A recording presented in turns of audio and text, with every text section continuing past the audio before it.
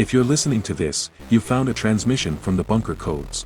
None of this is medical, dental, vision, legal, financial, or any other advice about anything. We're all on the same team and just want to be left alone. Enjoy.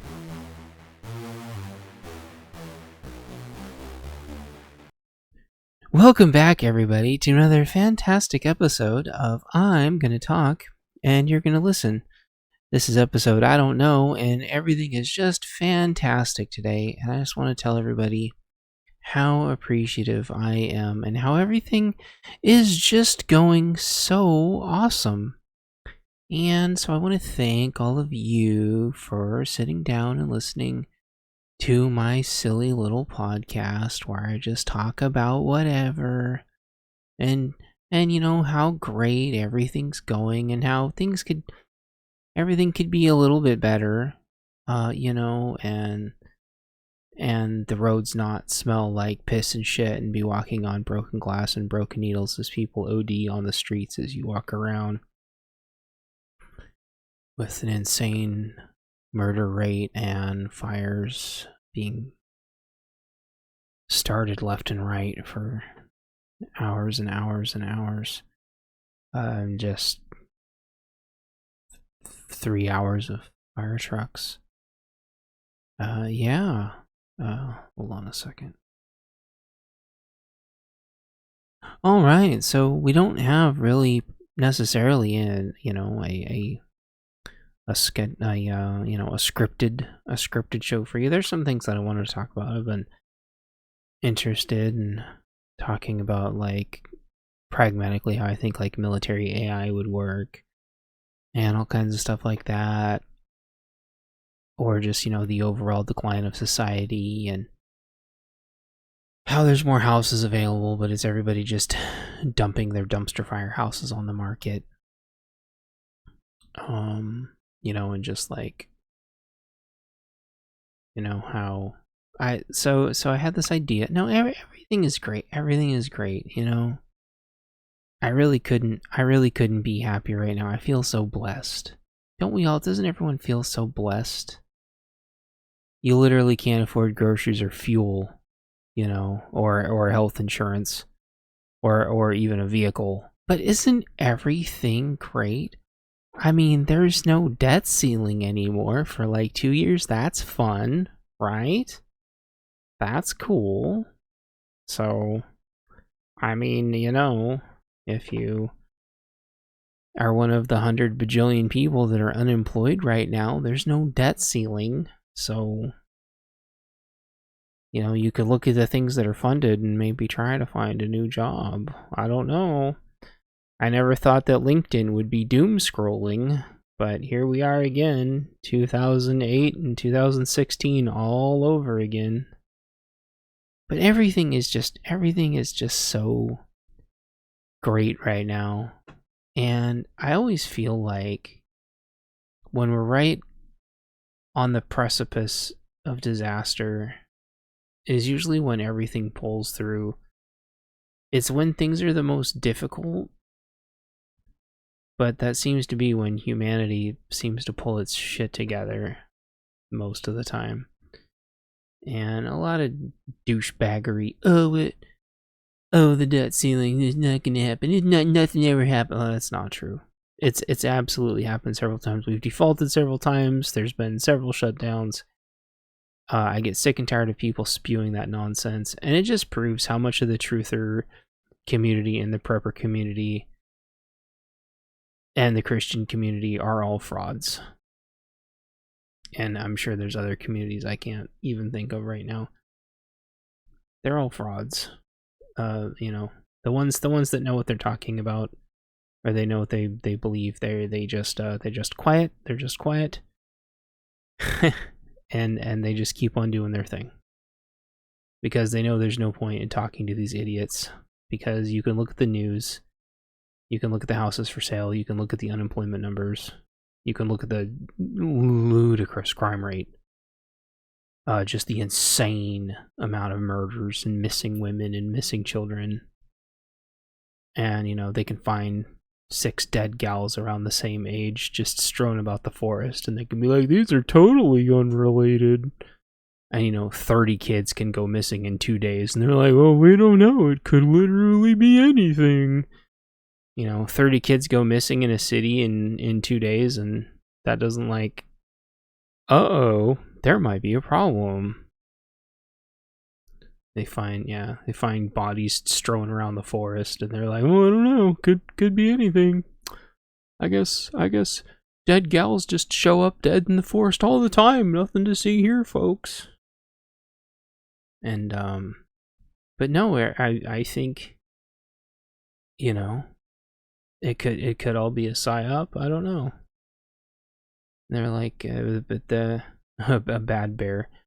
So, I mean, I don't think it was here. This was a different one, but a guy of a certain ethnicity ran up to a gal of a certain ethnicity and just stabbed her to death in the woods, just out of nowhere. Just ran up behind her and just stabbed her to death, and then ran away. So some of it could be race baiting.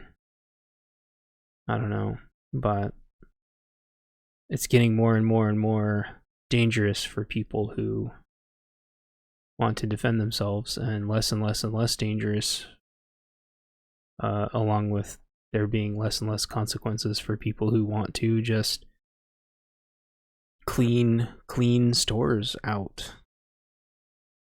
I saw a news article of a Walgreens that had all but 2 of its aisles behind locked glass.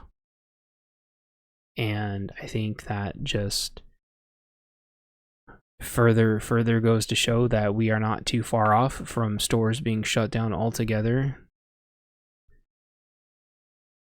What do you think is causing people to behave this way? That's a fantastic question. I saw this in 2008, and basically, I'm not victim blaming or economy blaming or anything, but it seems to be very common whenever unemployment is really high and the price of everything is really high, and then you defund the police and scare the shit out of everybody to defend themselves, and you have all these laws going into place saying if people train too much, they're domestic whats, and if they vigilantism is bad, and they try to take away everybody's modern self-defense tools, and then everybody who defends themselves gets thrown in jail indefinitely, and all the people that do horrible things to children can just take off their ankle monitors and disappear. But some people that walked into a building for 5 minutes can be held in jail indefinitely without being sentenced. And so I'll get to that in a second. But you have this giant disparity of the cost of everything versus unemployment versus how much people would make even if they were employed. And it creates this huge incentive to steal everything. Not because they actually need or want it, or that it's reparations, although sometimes it is that, but not very often. It is way easier for people to just run in and steal tens of thousands of dollars worth of stuff and then just turn around and resell it. And all they have to do is resell it for just slightly less. They just busted this husband and wife or boyfriend, girlfriend that were serial thieves of Home Depots that were just stealing thousands and thousands and thousands of dollars of stuff from the Home Depots, and they finally caught these 2 clowns. They'll probably get a slap on the wrist and be let go, but nobody can do anything to them, and they'll probably just be let out by corrupt DAs. Not that, again, I'm going to remind everybody, everyone should just leave each other alone. So, yeah. And they resell it all, right? And so it just turns into their job, because they can just walk into a store, pick up the things that they need, walk out, and they can go sell them. And I don't know what that's called necessarily, but I think that's the primary motivator. I think it was the same thing for catalytic converters. Like, it's the same thing for stealing cars. Not all, but most. Like, I'm making general statements just so the conversation goes a little bit faster. I don't think there's this. If there was a spiritual component, it would be that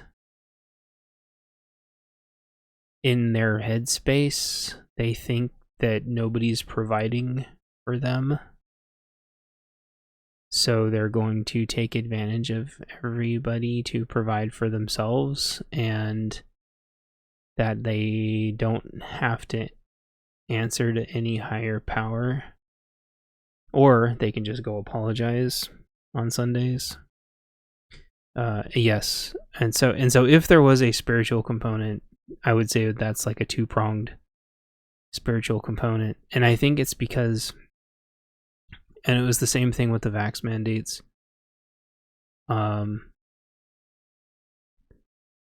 People failed the test. They had the proverbial gun held to their head and said, "Convert or die."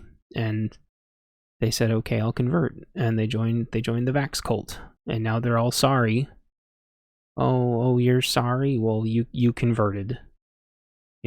So they have a chance to convert back and carry on.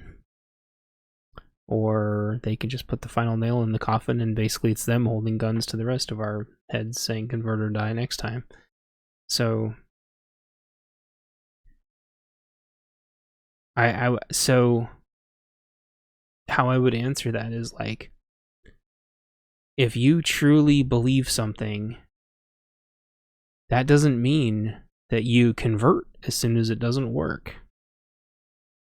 Sure, you can realize that you're making small errors in judgment, like don't try to repair a car forever. That's just a sunk cost fallacy, and you're dumb.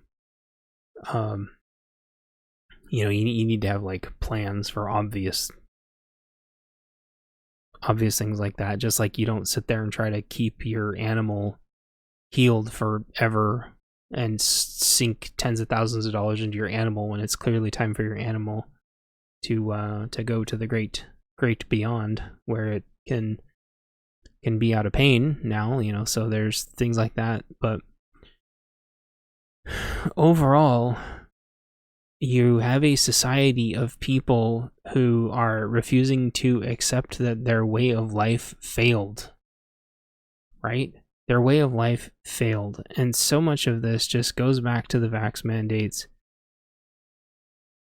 and people that they went for their exemption, they didn't get their exemption, and then what'd they do? They went and took it anyway, and then everybody mocked them, and they all got let go anyway, or they got sick and died in Minecraft. So I think there is a religious component in that they're not willing to accept that their way didn't work, and so they're just going to say, well, everybody else is doing it and there's no consequences. And then, but there's also a lot of just like sadists out there that go rob stuff, and they have weapons, and they're just waiting for somebody to stop them to justify being psychopaths. And but I think they're all being manipulated. And so that could be the spiritual component that you're talking about. There's definitely a higher level of manipulation that just wants us all to give up. And that's kind of what I'm trying to say, is that like, they're holding a gun to everybody's head, and they're saying, just do your worst, and there's no consequences. And if you try to do anything right, if you try to do anything justified, then they're going to throw the book at you. People do not want to admit they were wrong. Oh, yeah, that's it.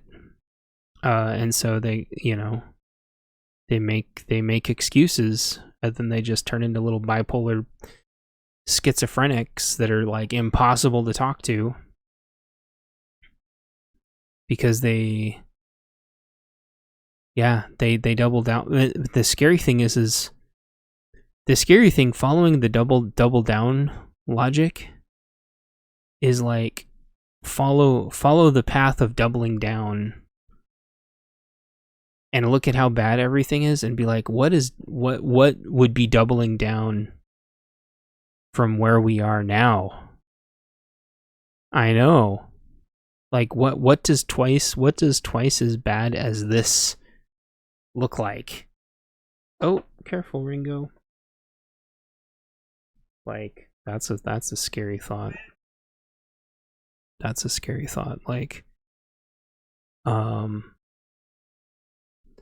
and I think that if you believe that you're on the path, the Dark Ages, basically, well, and that's what I'm talking about. That's what I'm talking about. Like, expect your grocery store's doors to be locked and them to bring the food out to you, and it's going to be ludicrously expensive. It's still going to be ludicrously expensive, but it's going to be the difference between whether they have it or not. I don't think we're that far off. I think we are one bad day away from grocery stores being locked and drugstores being locked. We're one bad day away now. People are so fucking stupid, they do not realize how bad it is. You know what's so weird about, well, it'll be universal income, but yeah, it'll be digital, and then they're gonna just automatically deduct your rations from your digital income. The weird thing is like, I guess I never really figured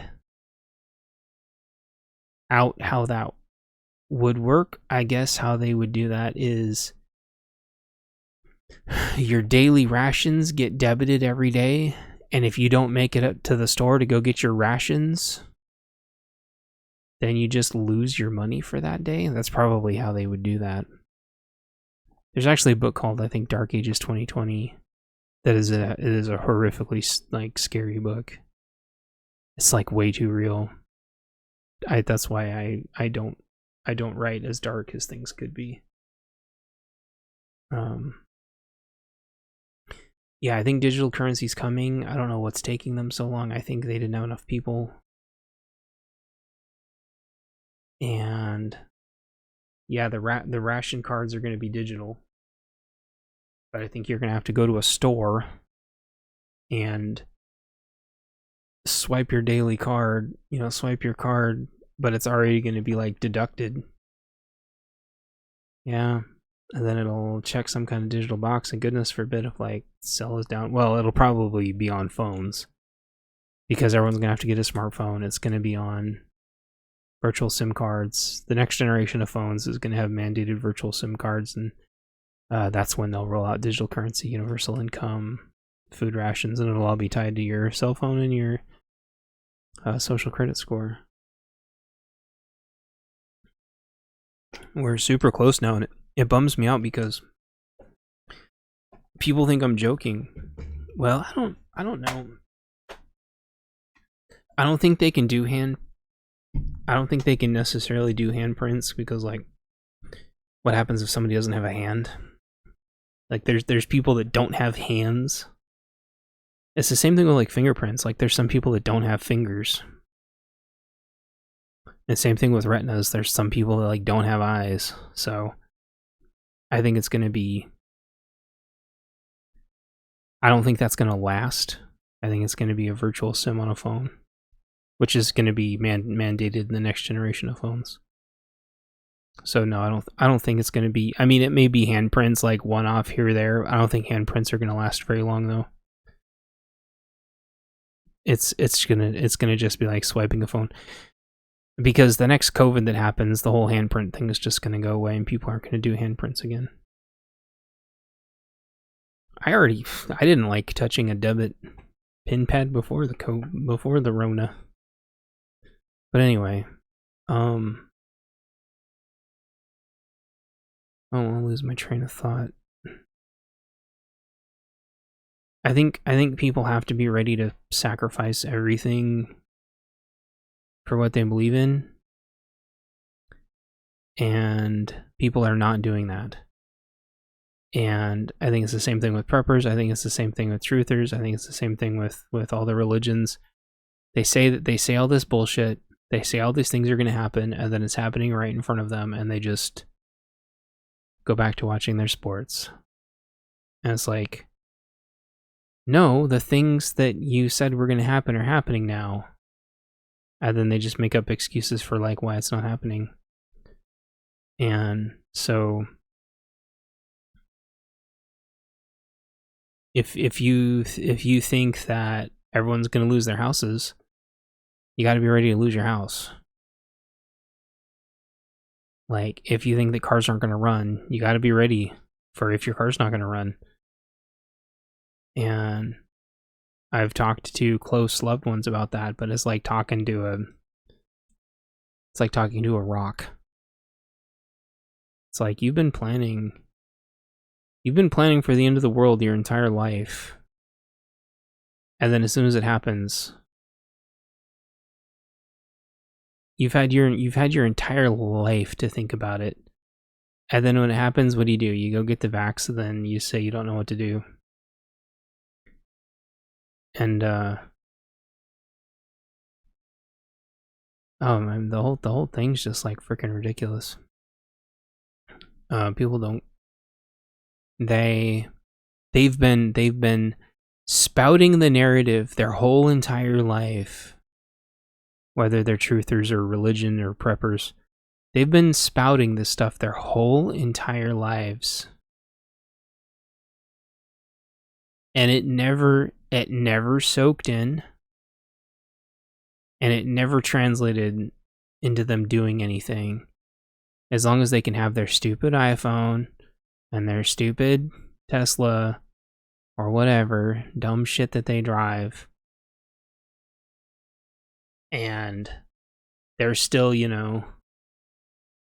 one battery charge away from not being able to go buy groceries.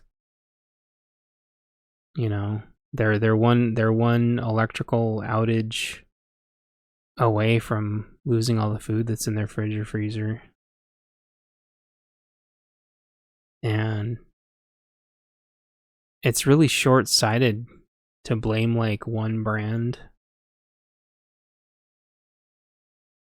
This is like a systemic issue of critical thinking. And it is really popular to like repeat stupid shit. Like it's never going to happen, or it's never happened before. They have like little, I forgot what the word is when people just kind of like chant something over and over again. They have their little mantra, and they act like they're preppers. They act like they're preppers, but they have their stupid shit that they repeat. I get so fucking sick and tired of all of the fake bullshit. And it's like, no. Like, you have to be ready to be homeless right now. All this fancy shit can disappear in like 5 fucking seconds. And then, well, I live out in the boonies. I do that. We're the good old boys. We're this. Shut the fuck up. No, you're not. I don't give a shit if you have a pickup truck. Like, you don't fucking train. You don't have the shit that you need.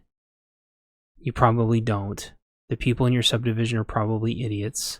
They'll probably sell you out in 10 seconds. Like, you've got to start working with everybody and start getting a real plan. because everybody that's squared away is not talking about it, and they're all already gone. And they quietly disappeared without even saying anything, and they picked up all their shit and they're gone. And they've been gone for a while now, because the collapse has been going on for the better half of 5 years, 6 years, 6.5 years. Like, we are in the collapse right now. Everybody running their mouths are going to just get wiped out. And nobody's going to remember them. And everybody who's squared away is already gone. And anybody who tries to talk about it just gets mocked. Because they go, why don't you do something about it? Oh, like, no, I admit it, like, we're screwed. Like, but that doesn't mean I'm going to give in to the hopelessness and despair and just start looting everything. Like, I am more than happy to completely fail on my merits and my ethics and my morals and my religion and my beliefs. I still believe I can be successful living to like my code, but I sure don't see how it's going to happen. But if it does, then great. And if it doesn't, at least I lived by a code of honor. And it means I get walked on a lot, and I still don't really know what to do about that. I still haven't figured that piece of the puzzle out of how not to just get walked on and be everybody else's stepping stone. Which I am daily. Because I am really, really good at what I do. And it makes me, unfortunately, a giant stepping stone for everybody else to be successful. But I don't know what to do about that. I can't change who I am. I'm not going to just stop making everybody else successful.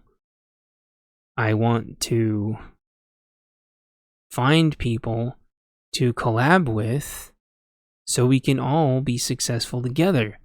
And that's why I get really upset when people say, check out this YouTuber, check out that YouTuber. And then I go, do they want to collab?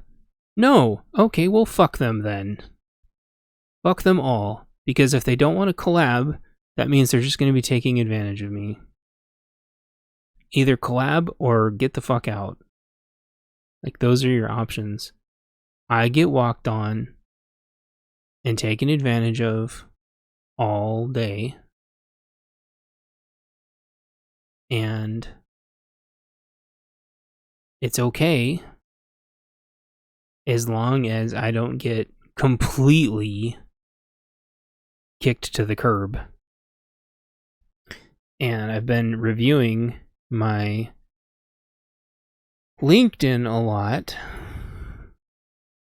And this is verbatim 2008 and 2016 all over again, word for word. And thankfully this time, I finally learned my lesson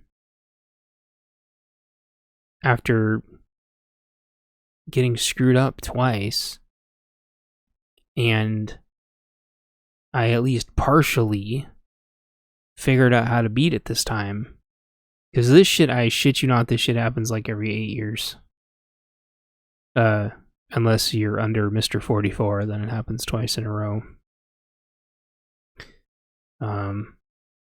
Or you're under Mr. 46 and it just never stops happening.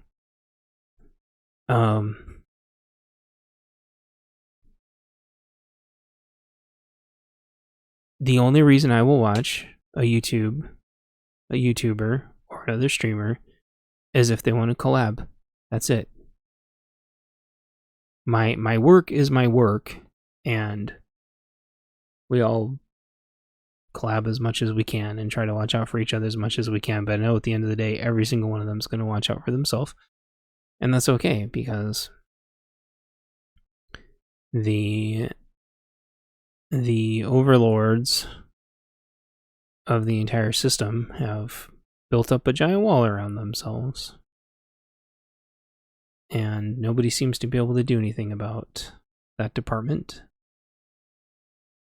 And that's what my last podcast was about, and so I'm not going to rehash all that. But it doesn't matter. I'm probably still going to be homeless.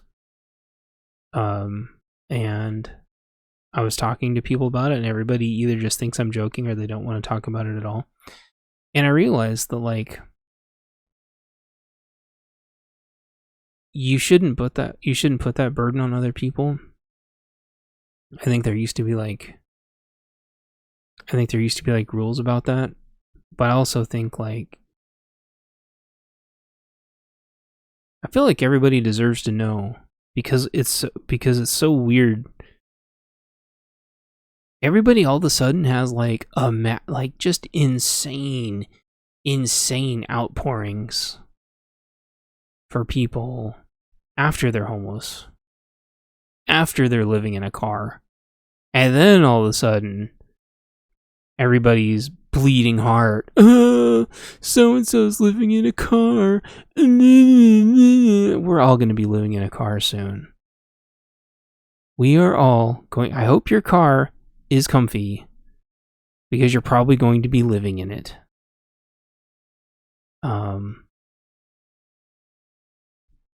I can't believe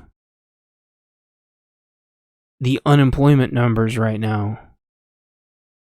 Went to the woods. Exactly. So I guess let's transition to part 2 of the story. Story, or what, a podcast.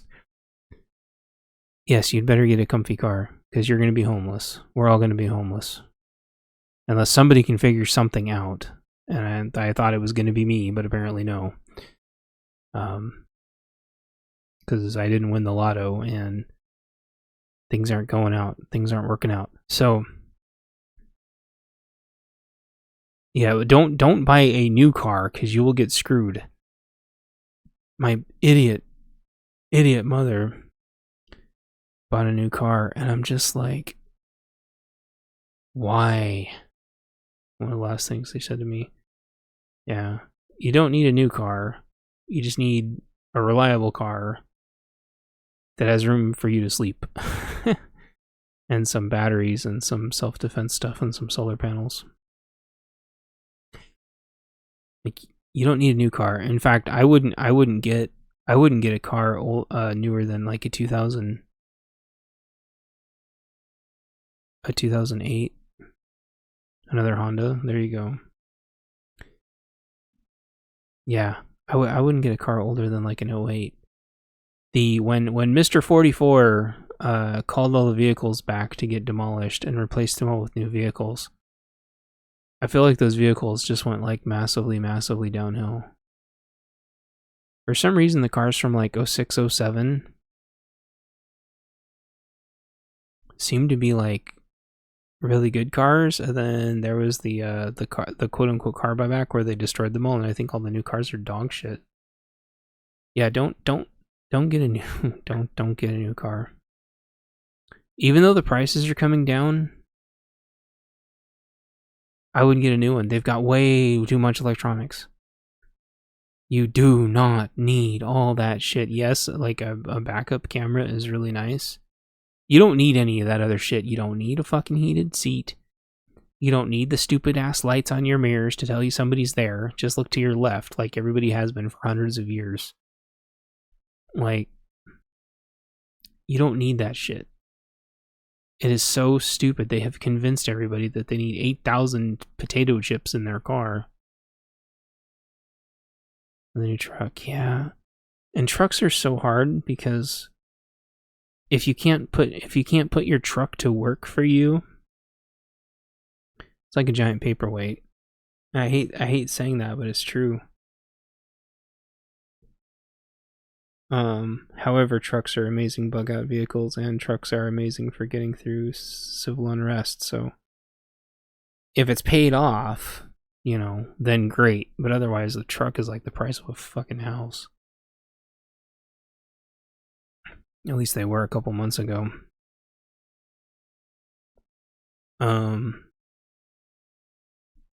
So there's a problem with living in your vehicle. Yeah, it's paid off. Yeah, you're golden then, because you can always just get a trailer and throw everything in a trailer. The problem with living in your vehicle, we only deal in cash, only real money, is like, there's going to be a lot of people that are homeless that are still employed.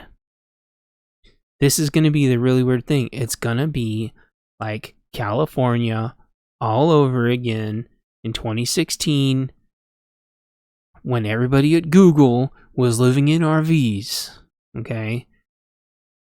And Google was giving everybody free food all day, and Twitter was giving everybody free food all day because everyone just got out of their RVs and went to work, and then they ate and worked all day, and then they went home back into their RVs again. That wasn't that long ago. It's going to be like that again, except probably only a third of the people are going to have jobs.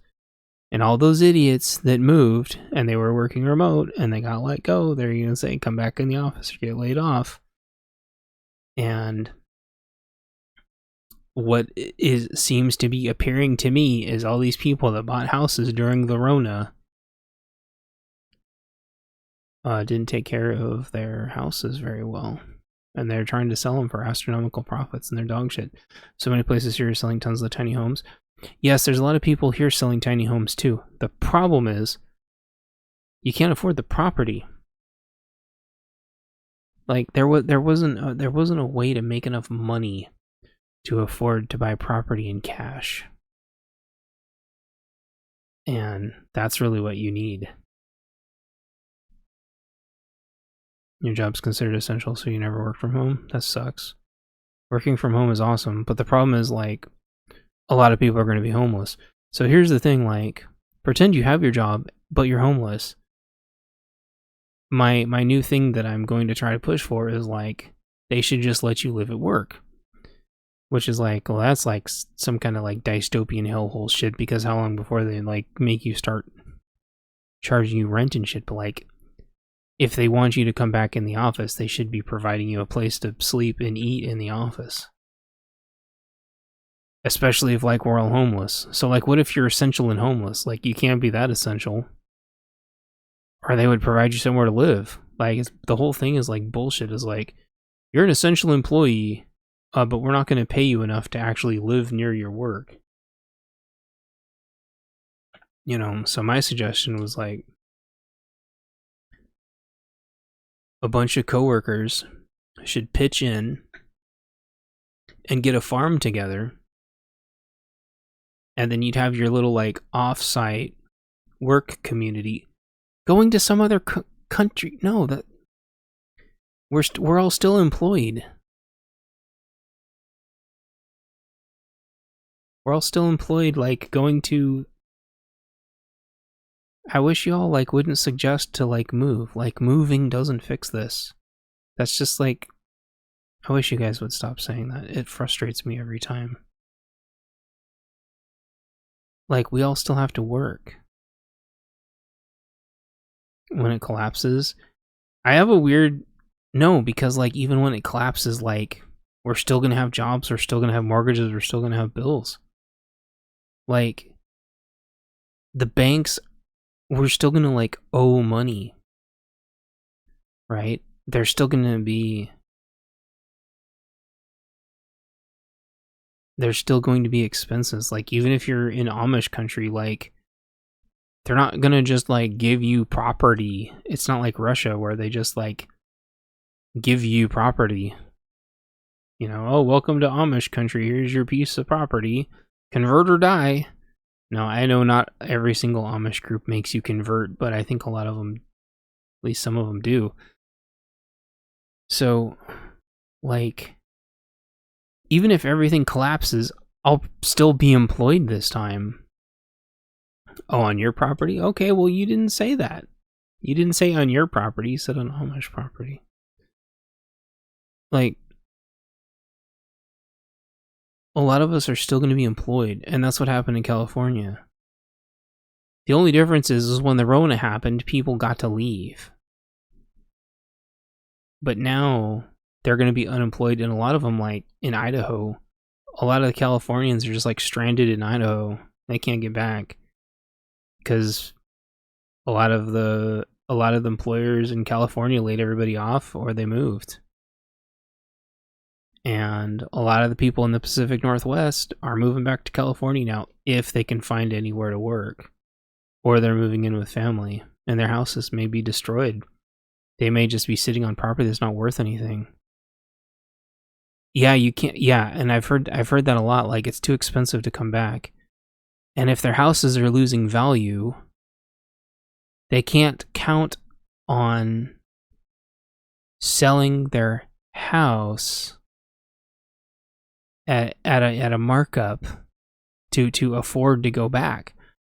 And there's still like a house selling disparity. And it sounds like a trap. That is a perfect analogy. It was like getting a one-way, bus ticket, almost. Because let's say you moved to Idaho or the Pacific Northwest. Your house there, even if you took care of it, which it seems like a lot of them didn't, the house isn't going to be worth as much as the house in California, which is how they were able to move. But the disparity still exists. Like, the houses in California didn't go down enough to afford them to move back. So, it is a trap. They're stuck in a trap now. And I personally know of houses that need more repairs than what the house is worth.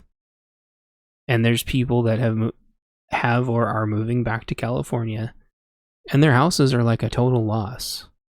So they're going to have to move in with other people.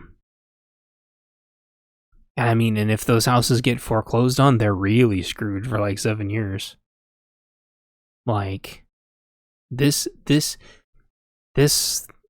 great invasion that happened, I already forgot the word I was using, but it really was like an invasion. They shouldn't have been allowed to move here. Unless they were signing something that saying that they're going to actually like stay for some amount of time and that it was going to be their only residence. And that, they were moving for real. They shouldn't have been allowed. The houses shouldn't have been sold to them. That's stupid. Because they drove up the market, they made it impossible for us to live here, and then now they're leaving. And we still can't afford the damn houses.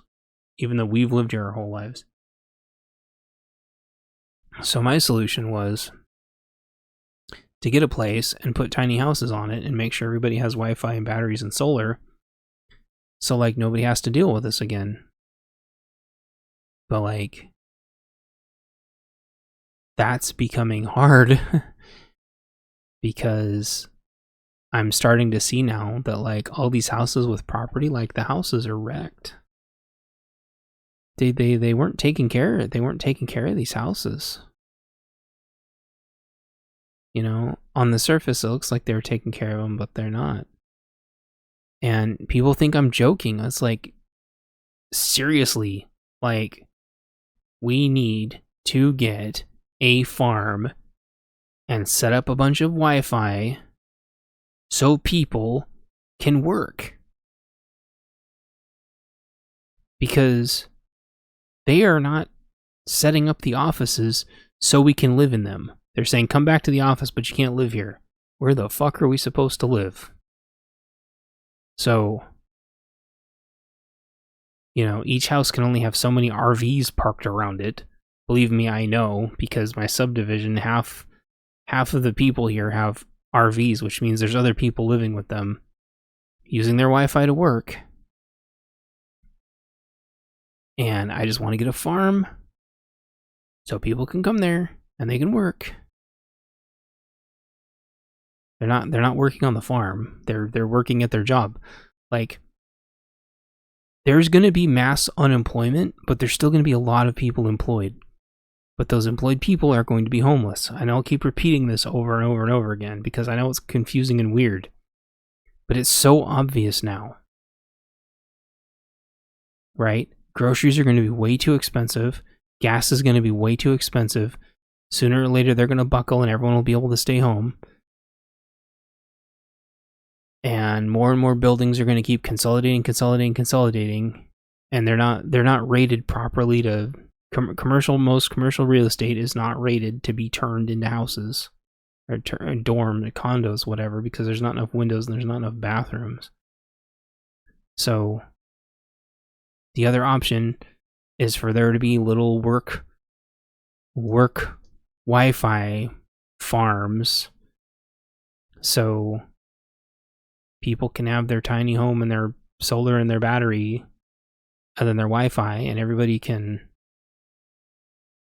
work from the farm. That's what I've been trying to set up, but it's not going to happen without a miracle. But like, no joke. That shit's coming because the grocery stores are getting raided every day. The Home Depots are getting raided every day. And then they close at night and they're getting vandalized. You could incorporate... I want to keep it on like the down low, where it's just like friends, because like the risk of squatters is massive. We looked at a house where like clearly either people were illegally dumping there or living in the woods within visual distance of the house, that was selling for like $415 or some insane thing like that. So,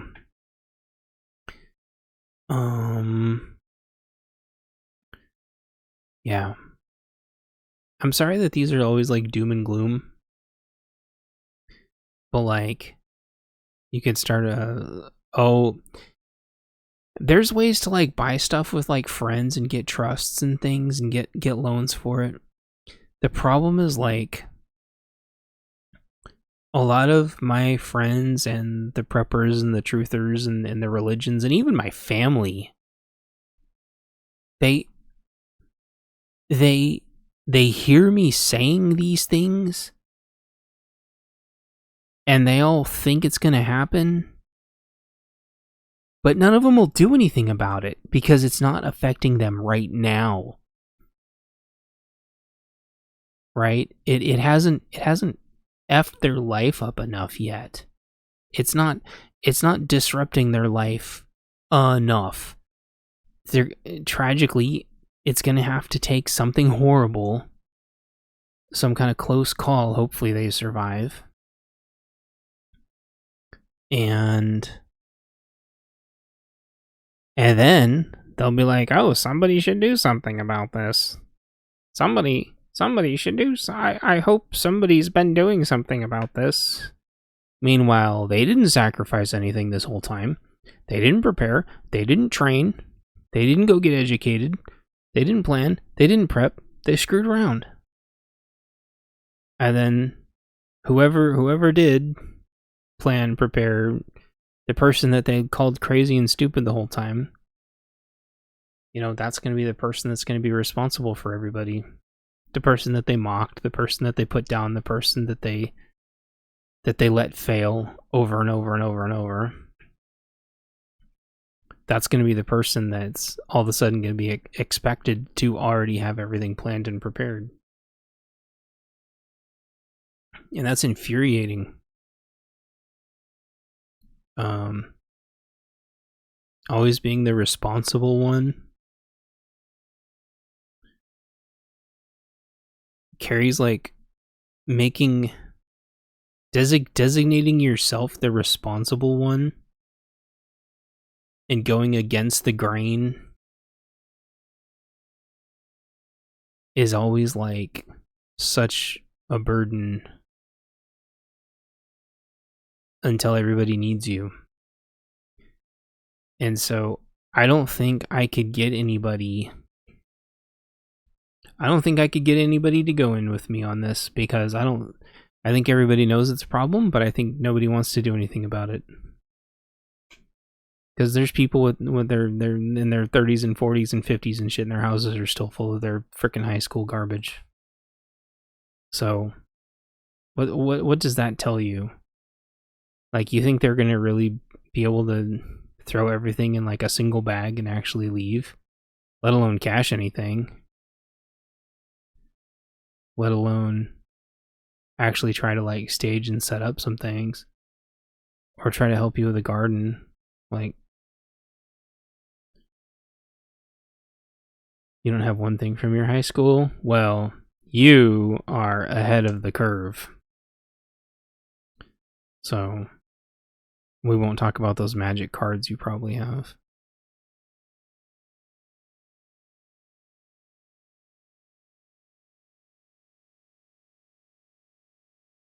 So, I think it's a good idea.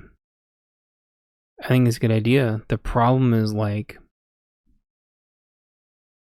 all the people that would be like useful and helpful and trustworthy to go in on it, it's not a priority for them right now. Because they all got in house. Your Pokemon cards didn't come with them. Okay, you left them in the attic for someone to find them in 100 years. I still have my hacky sack from high school. And you'll be prying that from my cold dead hands. From my cold dead hands. That's not true. I have my bicycle. My bike from high school. Because that thing's badass. And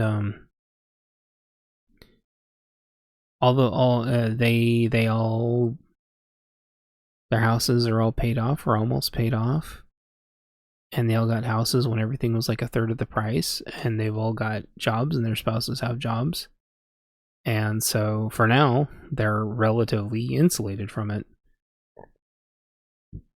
And so it's hard for them to be motivated. It's hard for them to feel motivated to do anything about it when they're all squared away. And that's the problem.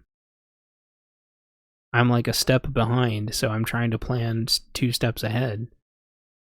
And it is really hard to make like 2 jumps like that, but I don't have the time anymore to get an interim house. Like, we were thinking about that. Like, what if you got like an interim house and then waited a couple years?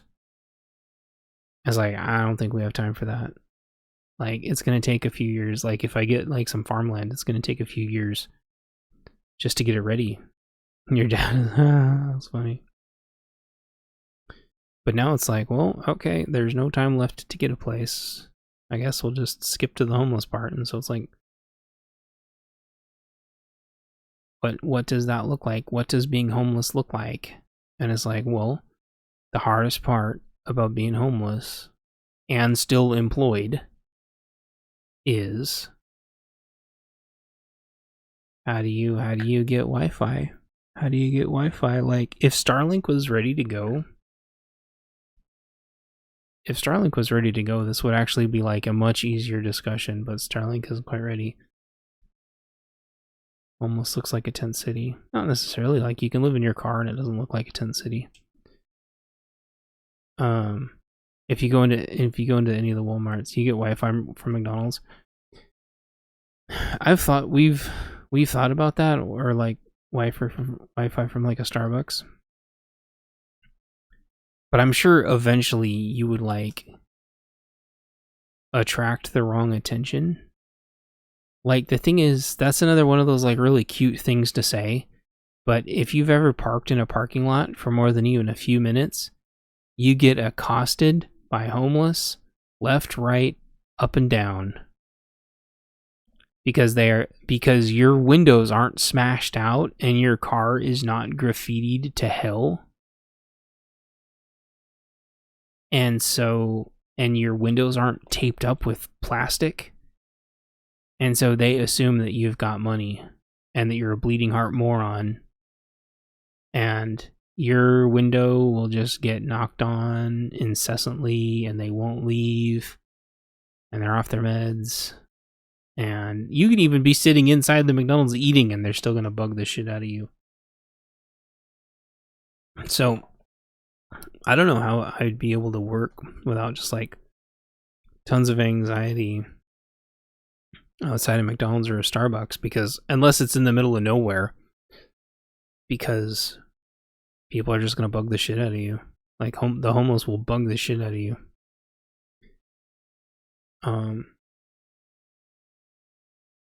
So, yeah, the key is to get some kind of property and land. And the only way I can do that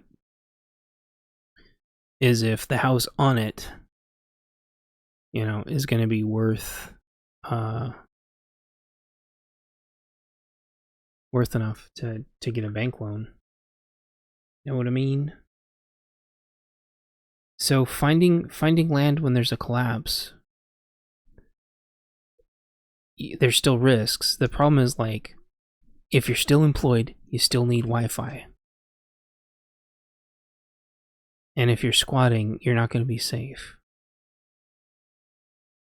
Getting loans for fixer-uppers is impossible. Yeah, especially when, these are dumps. Like, you're talking about, like, rotted roofs, rotted bathrooms, mold in the living room. Like, it's like one step away from needing to be bulldozed. Like, if you need land, you still have to have Wi-Fi, or you're going to lose your job. And if you go into the office, you can't live there. And so, what do you do? Like, no, during the collapse, all that still does matter. It still does matter. Like, if you haven't been to the woods lately, you will see that they are already full of derelict, beached RVs everywhere. I don't care how far out you go. You will either see camps, old camps, camps full of people, or places where there used to be camps everywhere. I've been out where GPS doesn't even work. Even on dedicated GPS devices. And there's derelict beached RVs everywhere. Like, you think that you try to get away from the train tracks, you try to get away from the freeway, you go on the other side of a town in the middle of the woods on a dead-end road, and you'll see just garbage and evidence that people have been living everywhere. You go up in the hills. You go 10 miles off the freeway, up into the hills. Roads with no... logging roads. Logs that aren't even on... roads that aren't even on maps. And there will be camps back there. It doesn't matter if you're in the coast or in the forest or somewhere in between. So, like, I'm not saying this to be argumentative. I'm saying, like, it's a very common thing. I'm just gonna go up in the hills. I'm just gonna do this. I'm just gonna do that. But, like, you're already dealing with, like, no matter where you go, any parking lot, you're already dealing with, like, 10 other... I went to, like, a Wendy's, and there was, like, 2 homeless groups that had, like, coalesced, and they were just chilling outside the Wendy's. with their busted out plasticed up vans, rats and locusts. Yeah, and so think about rats and locusts for a second. So that whole story starts because Ricky's getting pushed out of his house by a flood, which happens here all the time. He had already been in a fight with Beninka because she was trying to kick him out. And then guess what happens? They both end up having to leave together because it floods again. And then, well, you don't know what happens in book 22 and some other books because those are both returning characters. Ricky and Beninka are returning characters. So, like, that's going to be the thing. Like, that's their whole point, is that they're getting constantly kicked out of where they live. And that's going to, because even years and years and years ago when I wrote that one, that's like a recurring theme here. Every time you think that you're set down and secure and set up and good to go, like, you get kicked out because they want what we have. They want this land and they don't want us here. And that's what I was talking about, like, last episode. In the last several episodes, they give us so much shit about us being these, like, dirty colonizers. You're these pioneering is evil, colonizers are evil. But that's what happened to us. Like, we got colonized. I was born here. We got colonized. And so, no, I think you're right. I'm expanding on, like, the pragmatism of it. And it's unfortunate that Starlink doesn't work yet. Because if Starlink worked, then you could just, like, muster enough money for a field somewhere and then just start getting ready to defend the hell out of it so you don't get squatters. Just start, like, scavenging stuff to just build a fence around a plot of land. But you still need Wi-Fi. That's like the one thing, because if you get Wi-Fi, or if you can get, like, cell phone without a digital SIM and you can, like, VPN out to the rest of the world, you can, like, not get locked down with virtual Sims and digital boobity bobbity boo. But if you don't own the property, like, you're just a squatter and you're going to be fighting with all the other squatters. You can't afford a second home, but a piece of land to move out to in an emergency is doable. Yeah, so, and since you have a truck, like, you can deal with, like, the heaviness of batteries, for example. Like, that's the beauty of a truck, is you can throw, like, some lithium iron phosphate batteries in a truck and it can haul those no problem. You can throw a teardrop on the end, or even just, like, a little bit of a, just a little bit bigger trailer, and you can keep that shit on the down low.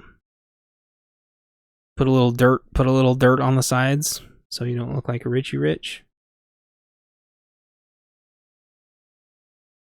Get out to your location, try to cache some stuff there. Hope nobody finds it. Drop a shipping container there. Yeah. Like, and so that's the other question, is, like, do we actually finally just do what we should have done all along and just get a little trailer? Just go buy a little trailer? Maybe we do.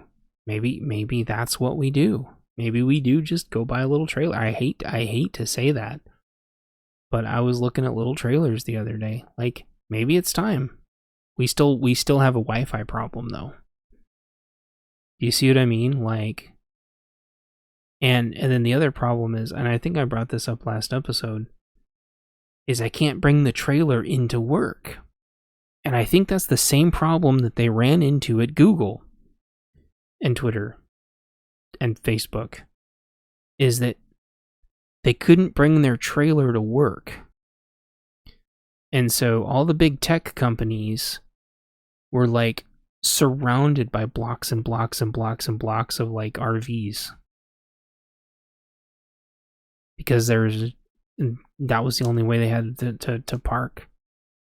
And they couldn't afford to live there. And that's exactly the same situation we're living in now. So I could buy a trailer. We could put it on some land. But I still don't have Wi-Fi. Now, one of the things that they do have is T-Mobile has really, really, really cheap internet. But we would have to go, you still have to go find a tower and be close to it. You know what I mean? So you're still tethered, but I mean, yeah, and you still have to find somewhere safe. Yeah, like it's a challenge, like, and so I wasn't trying to be mean, like,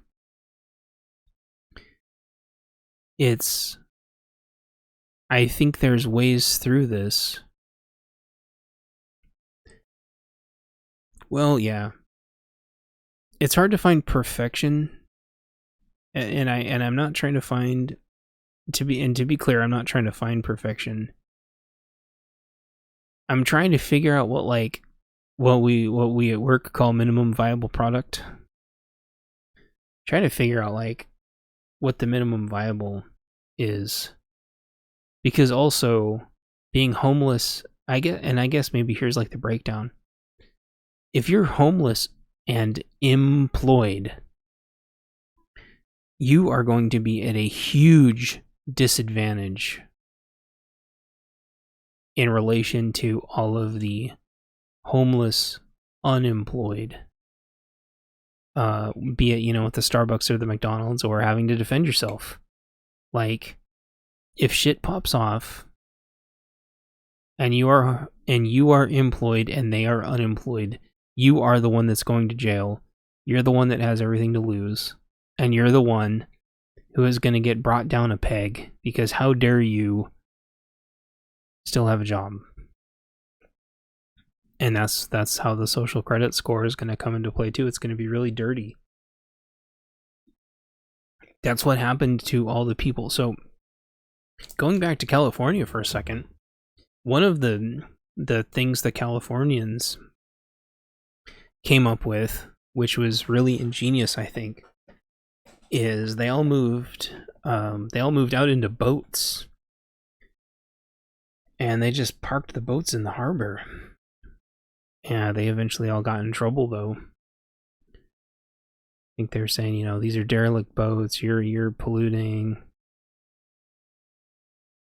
And there may have been a tiny bit of truth to that, but like, they do not want us to survive this. And the walls are closing in.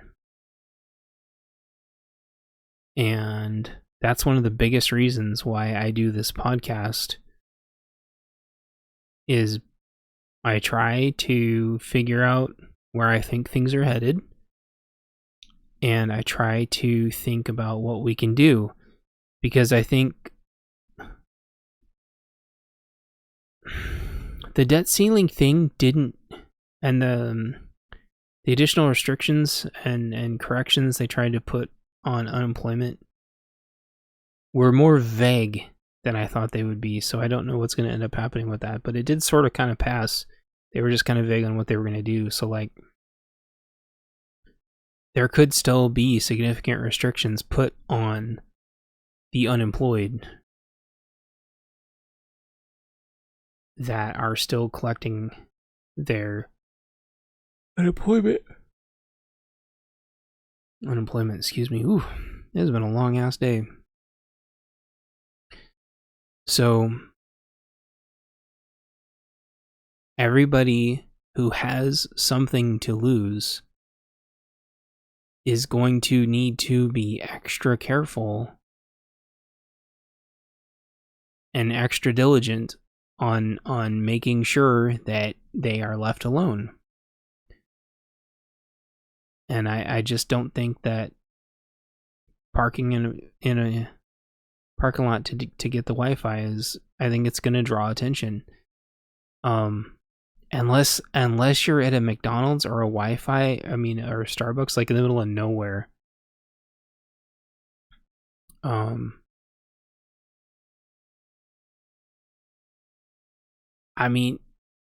You could do phone tethering, but like cell phone bills crazy expensive. And most plans don't have unlimited data on phone tethering, and speaking from personal experience, you will burn your phone out. The phones that they have nowadays are not designed to be dedicated tethering platforms. Then you can't use your phone. It's kind of annoying. So, in summary, if anybody's still here, or if you're all pissed off because my attitude's kind of coming off as shitty, which was not the intent. It seems like I scared everybody away. Or they all migrated to a different pond, which is understandable. I know this isn't the funnest. I know that I'm not the pond. I'm not the cool kid pond. That's fine.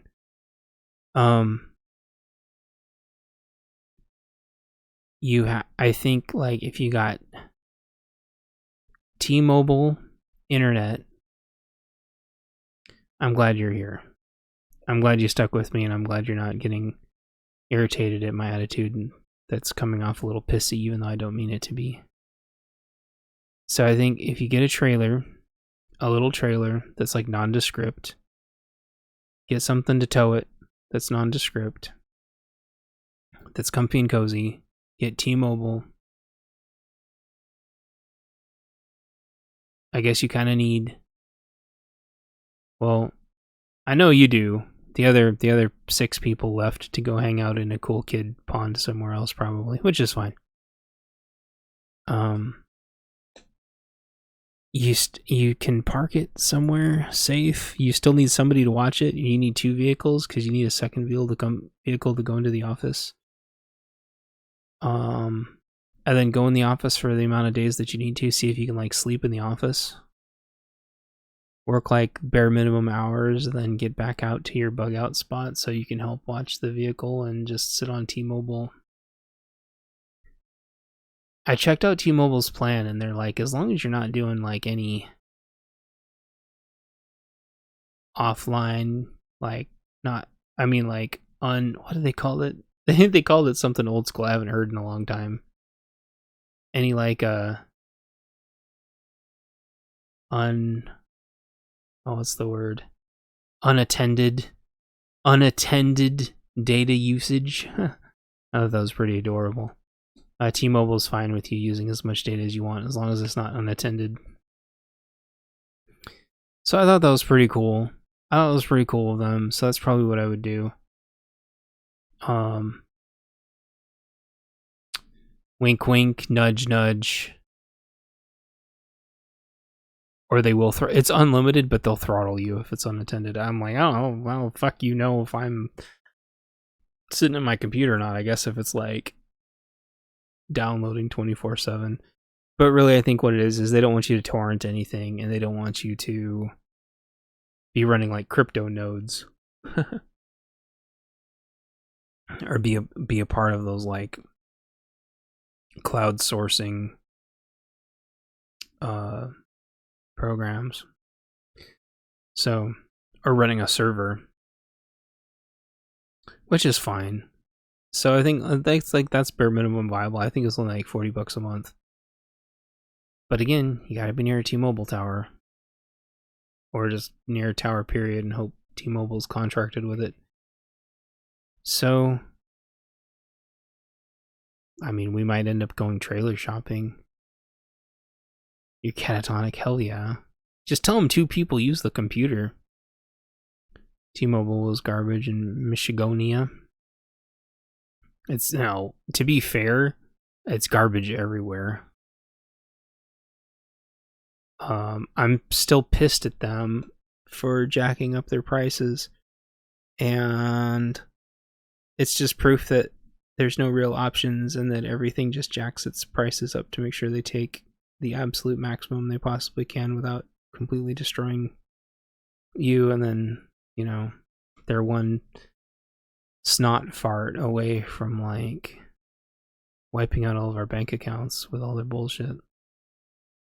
Yeah. Gonna have to get a little trailer. I mean, because there's no houses. There's no houses that aren't falling apart. So, yeah, trailer and T-Mobile, and then go in the office with a second car. Have a commercial that says we'll never jack up your prices. That is a fucking lie, because when Verizon jacked up their prices and everybody moved to T-Mobile, the trust me bro insurance plan, that's what Linus calls it. I love that shit. It's just so funny. When Verizon jacked up their prices, the first thing T-Mobile did was jack up their prices. It's the first thing they did. Those scum sucking pukes. We were gonna go move to T-Mobile, and I think I was like sick or something, and so we didn't go do it. And then within a couple days of Verizon jacking up their prices, T-Mobile did too. Scum sucking corporate overlord pukes. There is just no way to get ahead. There is no way to get ahead. It is freaking ridiculous. Batteries are expensive. Solar's expensive. Wind is a ripoff. Good luck finding a stream to go put a little hydro dam in. Everything is designed to milk us dry, so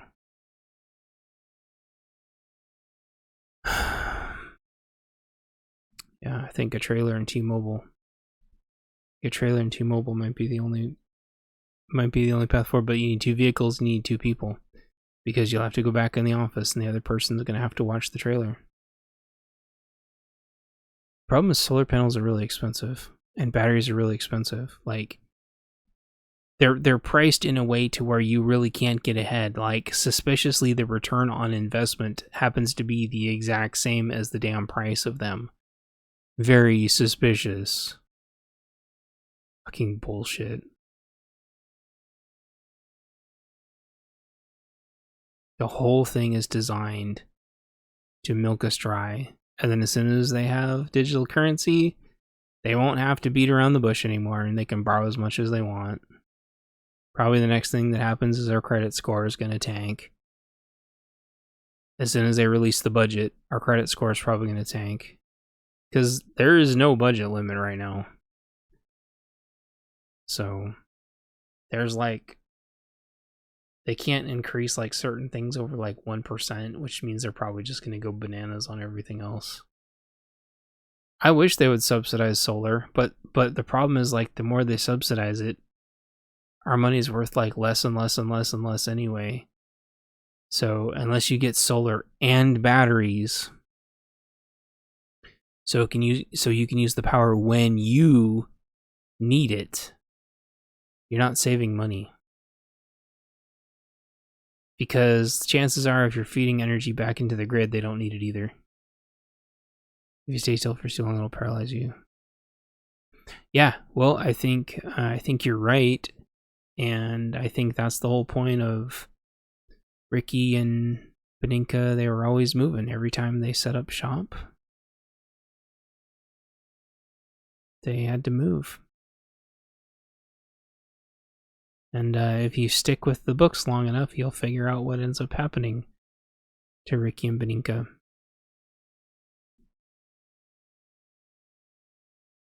Time to build their own nuclear reactor. I know. I just need a DeLorean and some plutonium. Oh wait, no, that's a time machine. The problem is, like, you do need a safe piece of land because so you're not dealing with squatters. Like, it's a real challenge. It's a real challenge.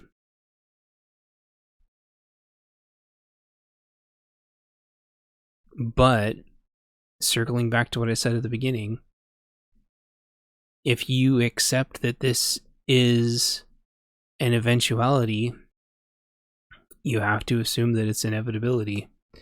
And I think that's what the real paralyzing effect is that people think it's an eventuality, but they want to ignore its inevitability because they want to live comfy for just one more day. And it's the same thing with the stupid vax mandates. And it's the same thing with unemployment. Everybody thinks their job's going to be around forever. I've seen this shit twice. There's going to be a lot of really upset unemployed people. There already is. I think the big eye-opener for me, and then I'll end the show with this. I didn't realize how long people were already unemployed for. I had been sheltered from a lot of it and didn't bother to check in my LinkedIn for a while. People have been unemployed for like between 6 and 9 months already. Like, the layoffs have been going on for a lot longer than I think I was like cognitively realized, because some people probably were getting immediately scooped back up. But then, I mean, the bottom has just completely fallen out of the economy. And energy might be okay because I think they set some of their stimmies aside for energy again. And those could be like really good jobs. But like HR, recruiting, sales, marketing, the bottom just completely fell out of a lot of that. And the next thing is going to be PMs. You know? And then like logistics. Logistics is going to take a hit, then conveyance is going to take a hit. And then we're looking at another global slowdown. And everything that I thought was recession proof, I've been wrong on a lot of what I thought was recession proof. And then I think they're going to be slowly phasing employees out, and they're going to freeze hiring, and they're not going to rehire. And unemployment is going to keep going up and up and up and up and up and up and up. And there's going to be more fake jobs, and they're going to keep saying that there's all these jobs available. But I've seen people posting over and over and over again that they've posted to hundreds of jobs, and they haven't got a single callback. And I think part of that is because the AIs that are reviewing job applications, people haven't tailored their resumes for AIs yet.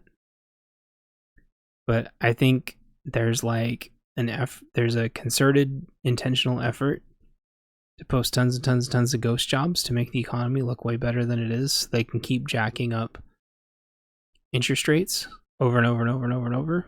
And then the bottom is just going to fall out of the whole thing. So,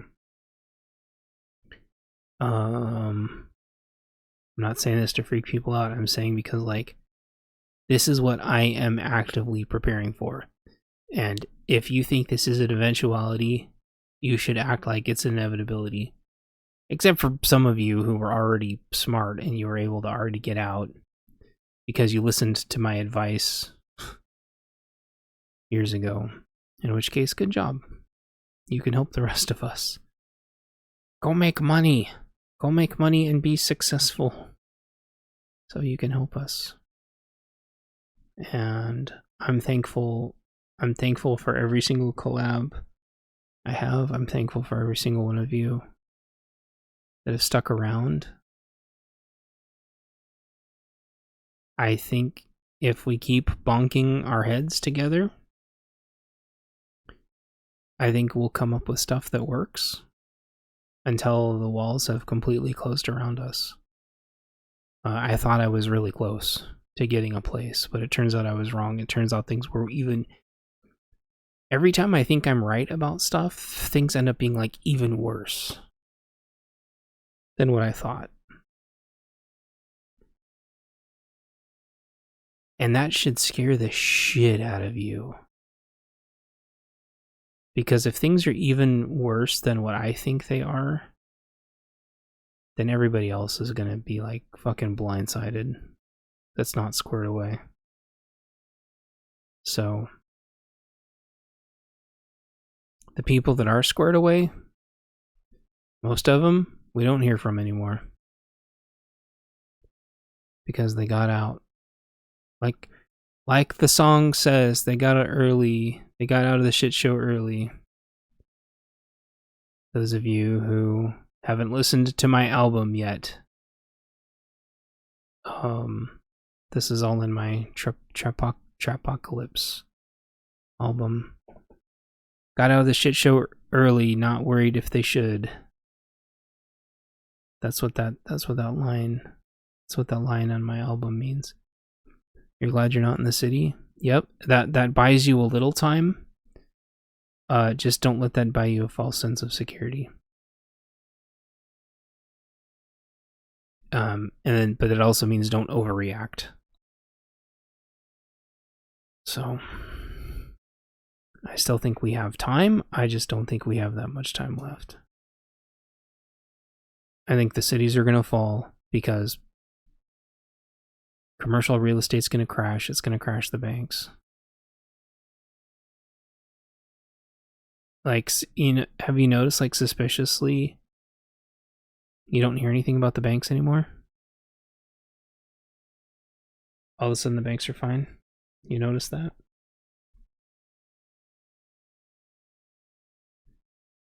It's kind of weird, don't you think? All of a sudden the banks are magically fine, even though the interest rates are going to have to go up on Fed bonds, and now that the debt limit's raised, they're going to have to get more Fed bonds to offset all the money that they're loaning out. Doesn't that scare the shit out of everybody? If not, it should.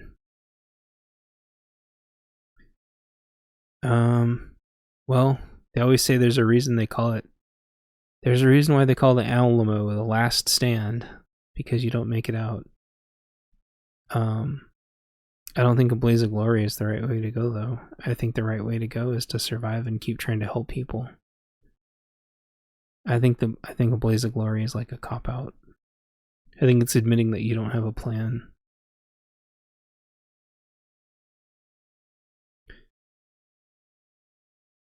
I think that there's better ways that, with a little bit of planning and preparation, everyone says, like Red Dawn, but like, they didn't go out in a blaze of glory. They planned and prepared, and they were extremely careful.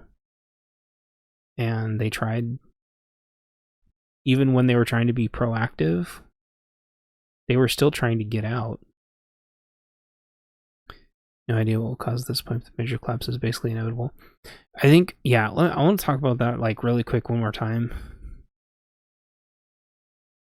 I think I remember which one of you said it. Like, the way that the stores are getting looted right now, I still think that coupled with commercial real estate crashing is what's going to do it. These companies will not be able to stay in business. And so they're going to have to lock down and either sell under armed guard through doors, like what Toys R Us used to do with video games, which I know really like dates me, but that's okay. Or like imagine during the Rona when like McDonald's was only drive-through, or like how like the banks have like their blast shields. Although like if the banks shut down, the ATMs are just going to get destroyed again, which is kind of like a circular clusterfuck. Yeah, he gets pissed off. Well, the thing is, the good news is if he's in a giant pickup truck and you guys are trying to escape, that's the mentality you're going to need. And so I think that's what's going to cause it. I think, and I don't know how close we are, although there's just so many Walmarts closing down. And so many Targets closing down, although that's kind of a multi-headed situation. I think that's what's going to happen, though. Like, this wholesale systemic theft is going to, like, I was telling some family this, like, grocery stores' margins are already, like, paper thin. Even before the collapse, when everything was fine, they really couldn't, like, Walgreens really couldn't afford to have anything stolen because their margins were so thin. And grocery stores, the markups are just razor thin, and in a lot of cases in grocery stores, they're already taking a loss on some things so they can try to get you in to sell other things. They can't afford to have anything stolen. So I don't know what the numbers are, but I'm sure the grocery stores are just hemorrhaging money right now. The Targets and Fred Meyers and Walmarts have got to just be hemorrhaging money. Like, they will not be able to, and Walgreens and Rite Aid, like, they've just got to be hemorrhaging money. Not to mention if we have like brownouts this summer and they all lose their like coolers again, all their cold food. That shit sets them back weeks. Like, they can't afford it. Oh, they're rich. Oh, they can afford to pay their rich people. Like, them paying one person is not a big deal. Them paying like one exec is not a big deal. Like, if even a couple things get stolen from a grocery store, they have to like lay several people off. And it's just going to increase the layoffs. Like, and clothing, I think I've said this like several shows ago. I think the clothing stores have already been hit. They've already been closing down. They've already been laying people off. Because people just run in and steal all the clothes. They can't even afford to order more.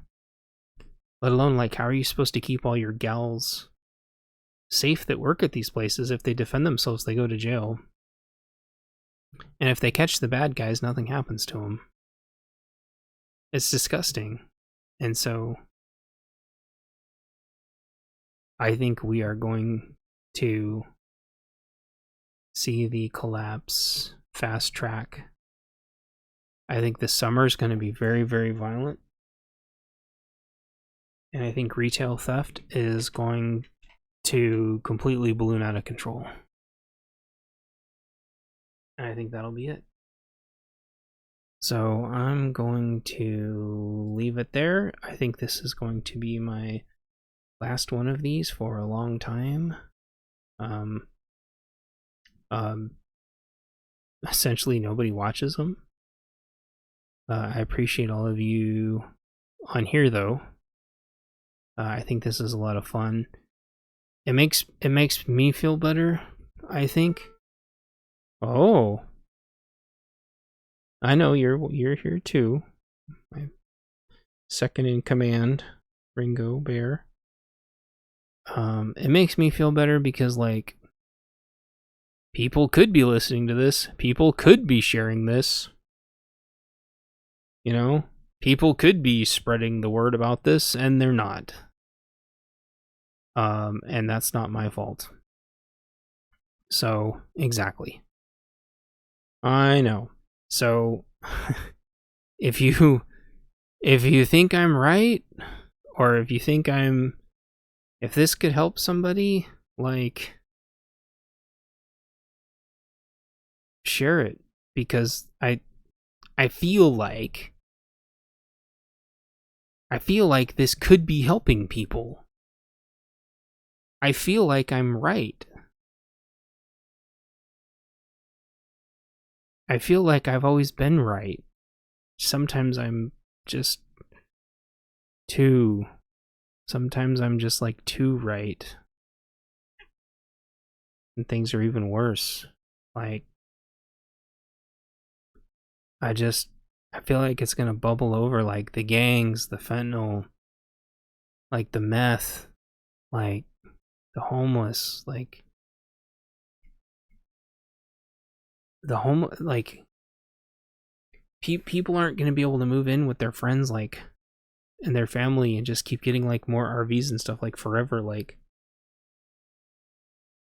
it's gonna hit a critical point. And everyone who thinks that they're gonna like sell their house for like big money and move somewhere, like, it is expensive everywhere, and money is just gonna be more progressively worthless. Like, the smartest thing that you can do is hold on to your house and work on backup plans and get your bills paid. And, you know, if you have enough money, yeah, get a property out somewhere that you can have some moral high ground to hold out on, and get some Wi-Fi so you can keep working. Get modern tools to defend yourself while you still can, and batteries and solar. So if, you know, if you listen to this and you like it, like, share it. Like, I don't know, I feel like I'm screaming into the void. I feel like this could help people if they would just listen. Because everything's so great and awesome. I think people just want to hear positive messages. Or they want to hear doom and gloom for countries that are far, far away. And some of my family's like that too. I try to talk to them about what's going on, and they just want to talk about the other side of the planet. The cognitive dissonance is just freaking ridiculous. And I've just really become disenfranchised with all these groups. Well, I appreciate it. I know you would if you could. Share it with the most important person in the world, which is our four-legged critters. And they count on us to get them through this. Nobody listens to you because you never made a theme song for the podcast like you were supposed to. That's why nobody listens to you. People would be listening to you because they would be hearing you on the intro to every single podcast. So I think that is your fault. Ha ha. Anyway, in your face.